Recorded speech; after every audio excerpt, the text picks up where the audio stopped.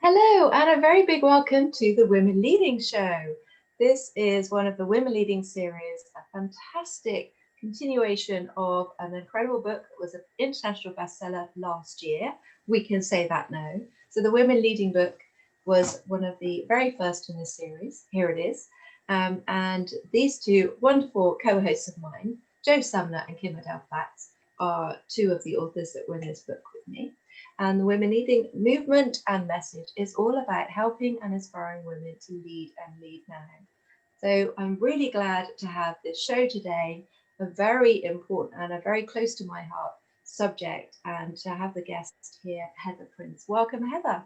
Thank you for inviting me. And sorry, I forgot to welcome you. Hello, Joe, and welcome, Kim. Hi.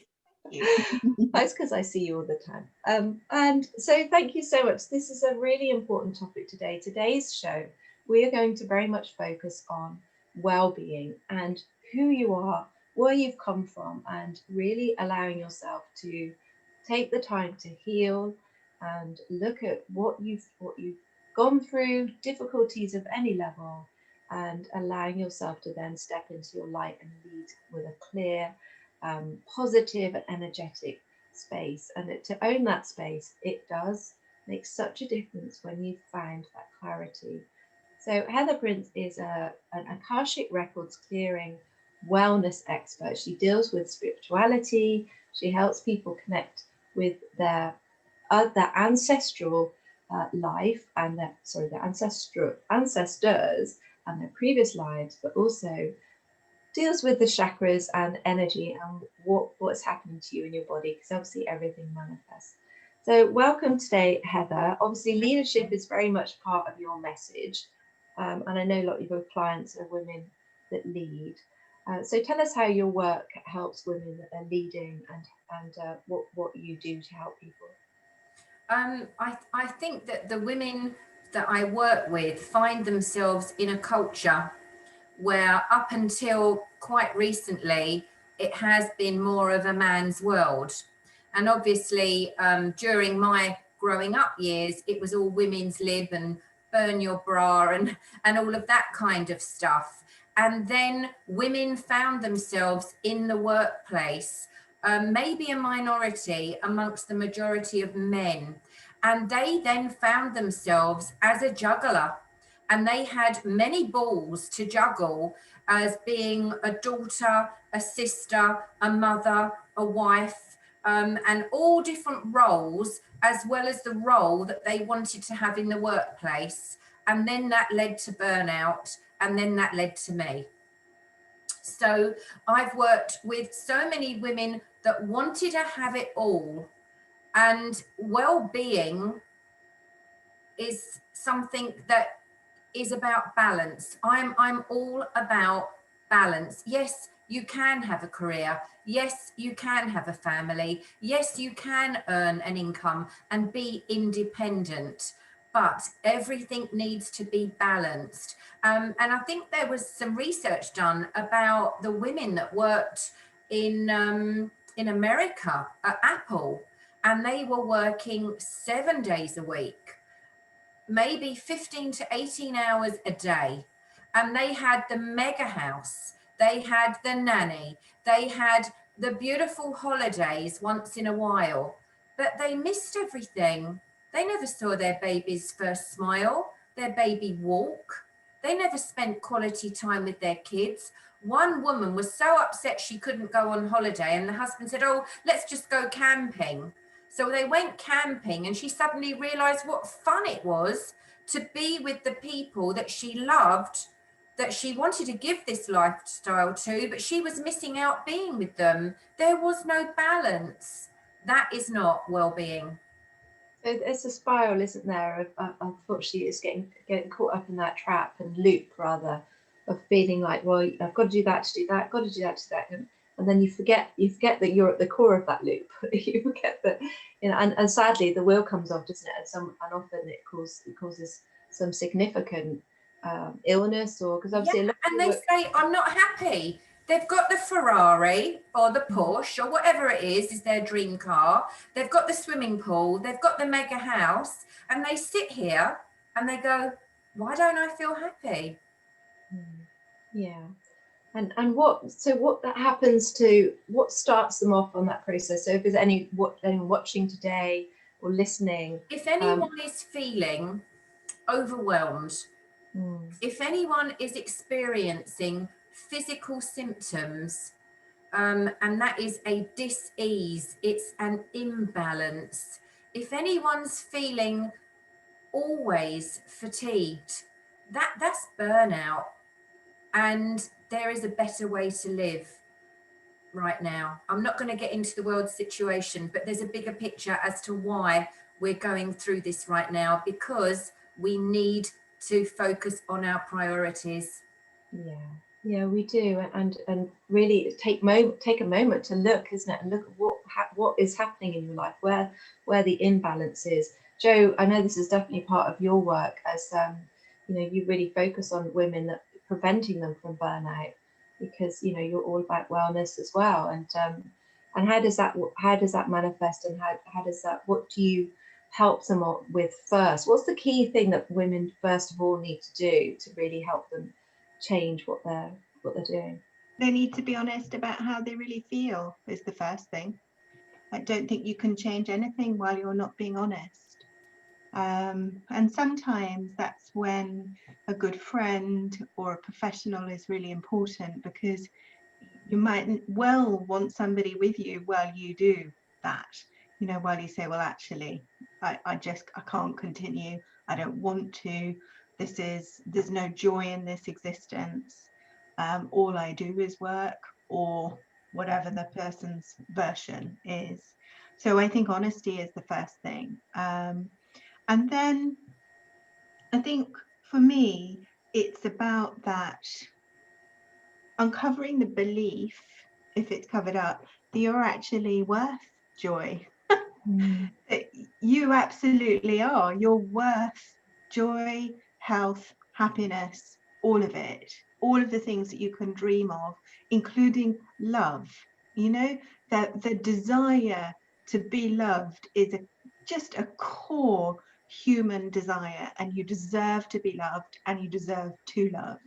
So I think after the honesty of what you really feel comes the willingness to allow yourself to begin to believe these things. And there might be a lot of work to do, there might be, but it can be done. And I think that sometimes I think about what's the one word that summarizes my entire business and approach to life, and it's hope.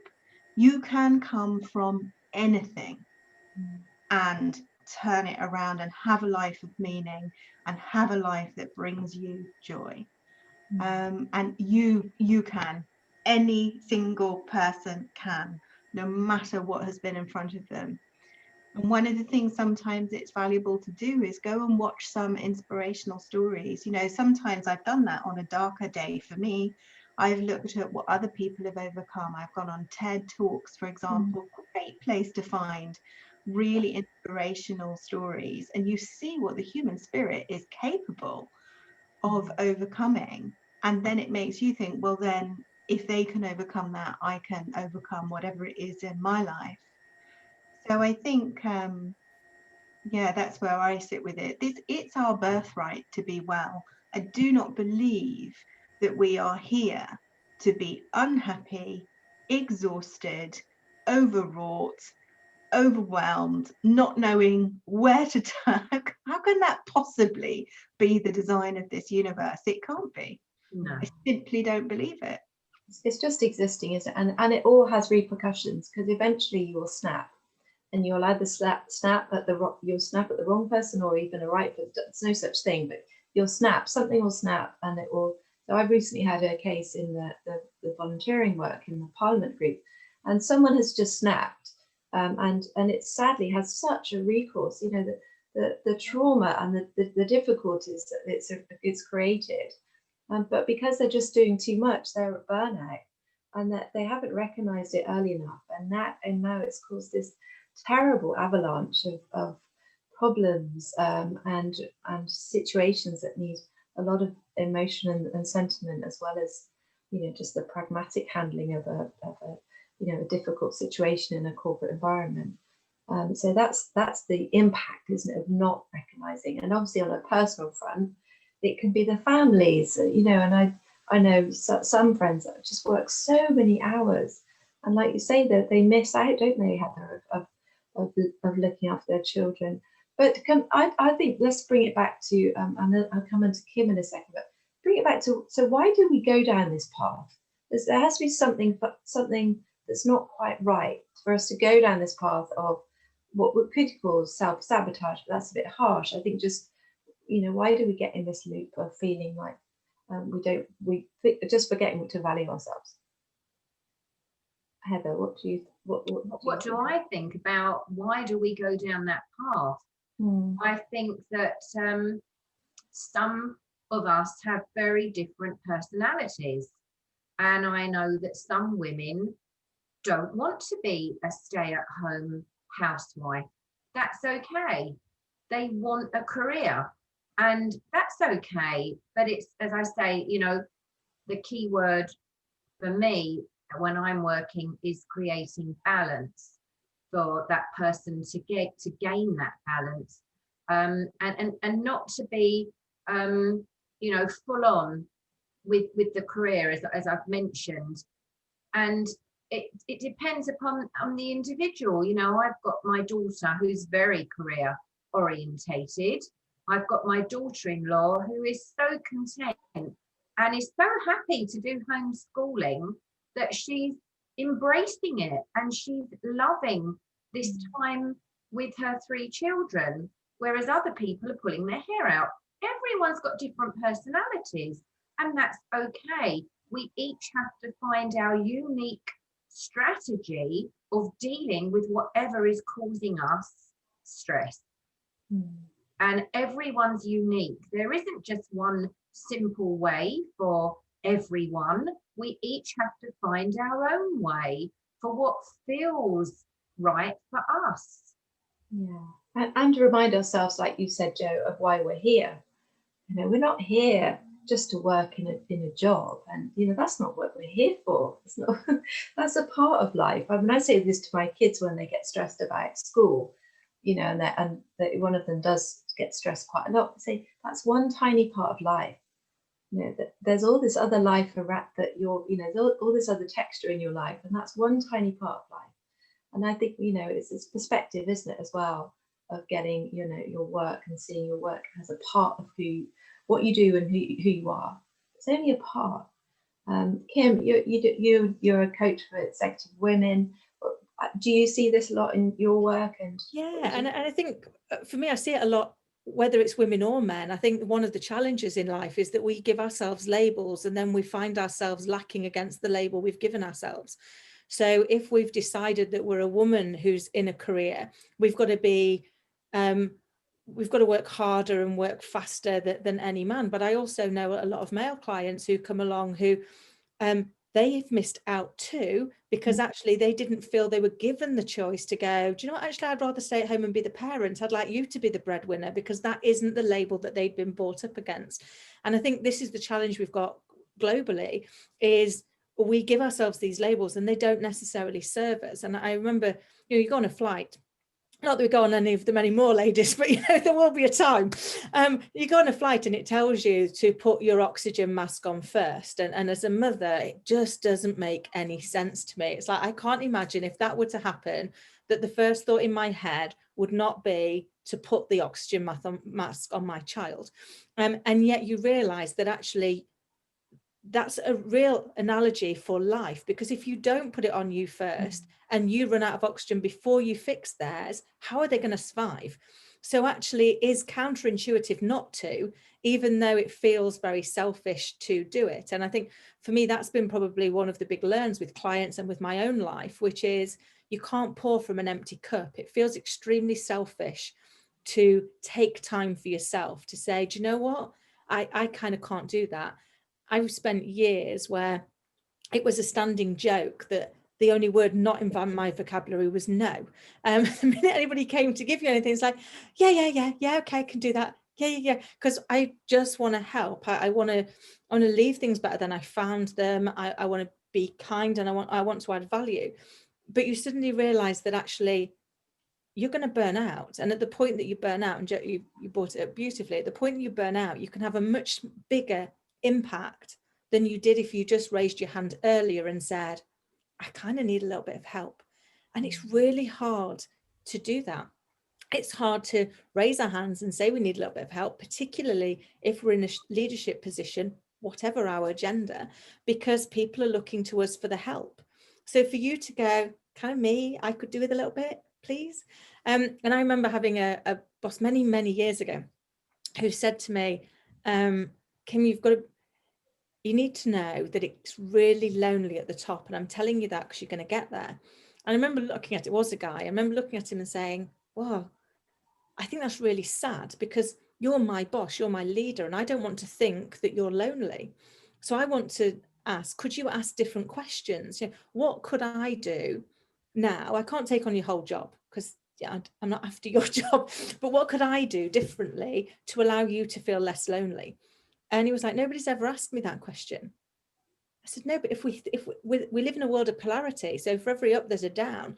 I said, so actually, if I can take on an element of what it is that's currently making you feel lonely and weighed down, to give you some time to get self-care, selfishly, you're going to be there to give me the support and guidance I know I need to allow me to be good at my job.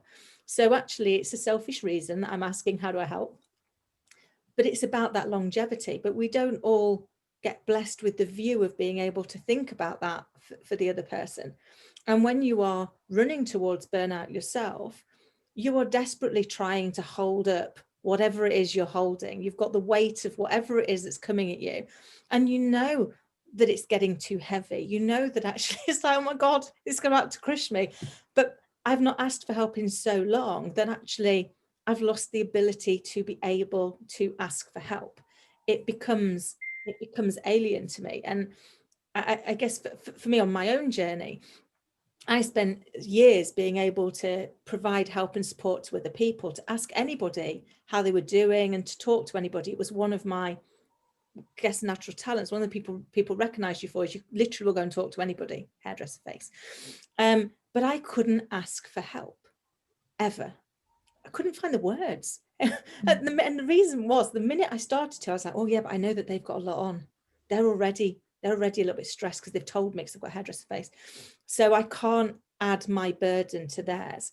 And we're back in creating a label. We believe that we're a burden and we can't add to it. And I think for me, what we've got to learn as people is to question the label we're using and see how well it's serving us. Because we look at right now, I could be stuck at home or I could be safe at home. It's one word difference, but the impact on my psyche, on my psychology, and on how I show up in the world will be significant. And I think for me, that's the thing we've got to get people to connect with, isn't it? To then be able to use people like Joe and Heather to then reconnect with their soul and their purpose and their wellness.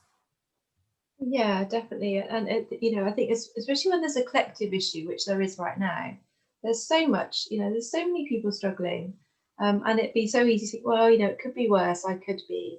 Actually, I really don't like that statement. I was brought up with that statement. It could be worse. It could be, don't be so kind of needy or whatever. It could be worse. And it's a terrible statement because you're just actually trying to wipe off the fact that you're feeling like whatever you're feeling. And no, it is worse because it is you right now.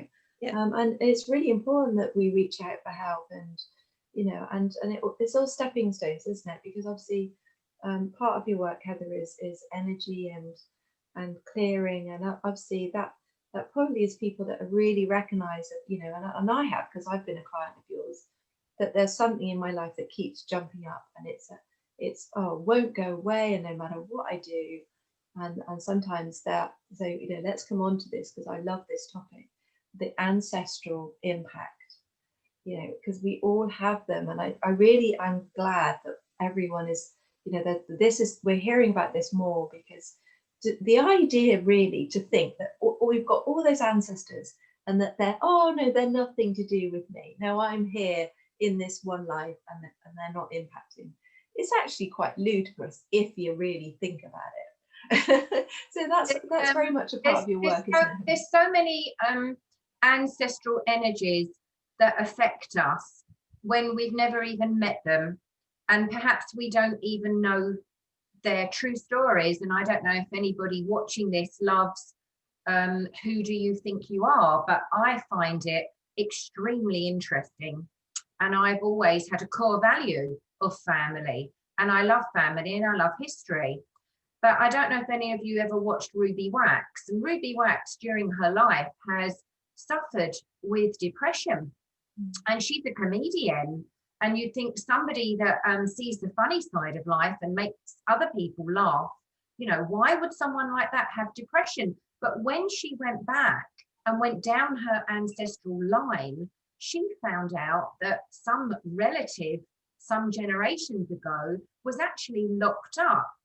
Because in that culture, if anyone had anything, they were put into an asylum. Thank goodness we live in a different culture right now. But she had that light bulb moment of, wow. And that had ignited in her DNA. So the next question people would normally say to me, well, if I've got 5 or 6 brothers and sisters, how come they're not like me? It doesn't ignite in everyone in the family. But on a soul level, if you've needed to experience something, it will ignite.